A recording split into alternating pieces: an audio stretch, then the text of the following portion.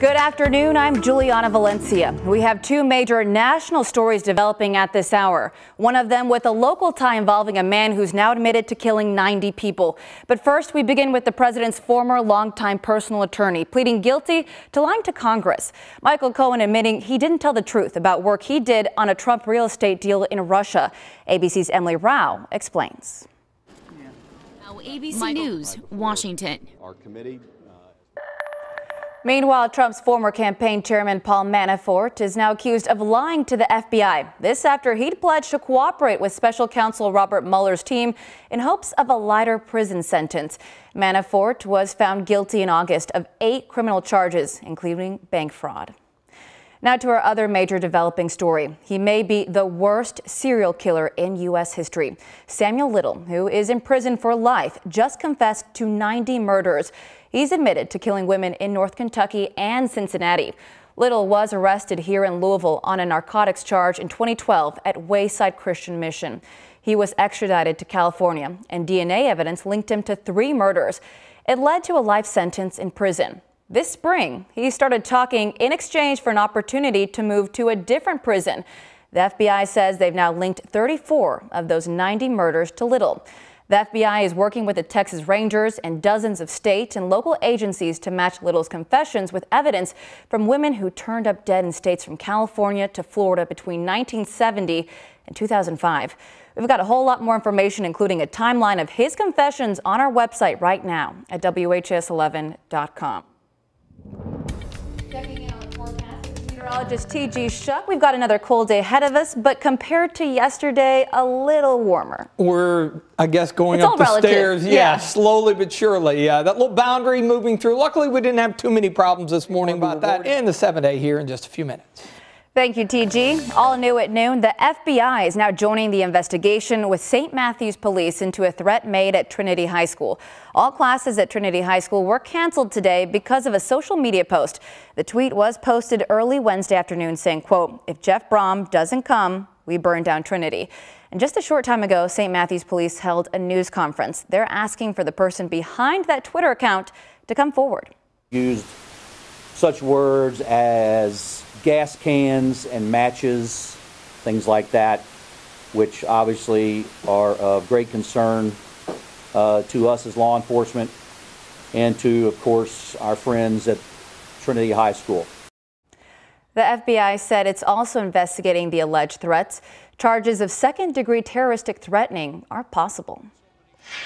Purdue football coach Jeff Brom says that decision to stay at Purdue over coming to U of L was not one he made lightly, calling it a difficult choice not to come home. Cards fans were shocked by the announcement, so many believing the U of L alumni was a shoo-in for the job. The search now continues for a new head coach. We're learning more about a family that died of apparent carbon monoxide poisoning. 39-year-old Juvenal Garcia Mora and his 3-year-old son, Cruz Garcia, along with a 7-year-old girl, were found unresponsive in a garage. It happened in the 9900 block of Plotted Way in Valley Station. Police say the father and son were rushed to Southwest Hospital, where they were pronounced dead. The 7-year-old girl was rushed to Norton Children's Hospital in critical condition. According to witnesses and evidence, this appears to be a horrific accident. The LMPD Major Crimes Unit is investigating. New information is expected to be released sometime today regarding an officer-involved shooting. It happened just after 11 last night on the 9000 block of Marydell Lane. That's in the Fern Creek neighborhood and nears Charles Vettiner Park. Now, officers were responding to a domestic disturbance call when they say there was a confrontation and a man fired shots at officers. That's when officers fired back, killing the man. You know, the last thing any officer wants to do is to use force, particularly lethal force, and you know, we do what we can to de-escalate situations anytime we're given an opportunity. Based on the information that's been shared with me, they encountered deadly force and they responded to defend themselves. No officers were injured in the incident, and Chief Conrad tells us the officers involved are on paid administrative leave while the Public Integrity Unit investigates, which is standard LMPD protocol.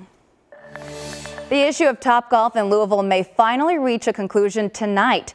Metro Council members are scheduled to vote on the issue at a meeting. It's been a long and bumpy road to get to this step. A group of people living in the Hurstbourne and Oxmoor Woods area have been arguing against the driving range entertainment venue since its announcement. They fear it will increase traffic, the lights will be too bright for their homes, the customers too rowdy, and music too loud. 3 couples have filed suit against the Planning Commission. Again, that meeting starts at 6 at Metro Council chambers in Old City Hall. A horrible family tragedy in Logansport, Indiana, about 3 hours north of Louisville. Now, police say 4 children are among the 6 people whose bodies have been recovered from the rubble of a home after it burned to the ground. Now, it was hours before crews could even begin searching the home. It was absolutely devastating when they managed to put out that fire. Indiana State Police say the fire started just before 2 in the morning. Among the dead were a 25-year-old mother, her 3-year-old and 1-year-old daughters, and a 3-month-old son. A 42-year-old father and his 10-year-old daughter were also killed. There were only 2 survivors. The rural area made things difficult. There were no fire hydrants in the area, making it hard for firefighters to do their jobs. I agree for those parents. The children are a huge loss for our community, and the students that I've seen today in school, obviously I agree for them. The cause of the fire is under investigation, but officials say there is no indication that a crime has happened. The Washington Redskins are under fire after acquiring Reuben Foster after he was arrested for domestic abuse.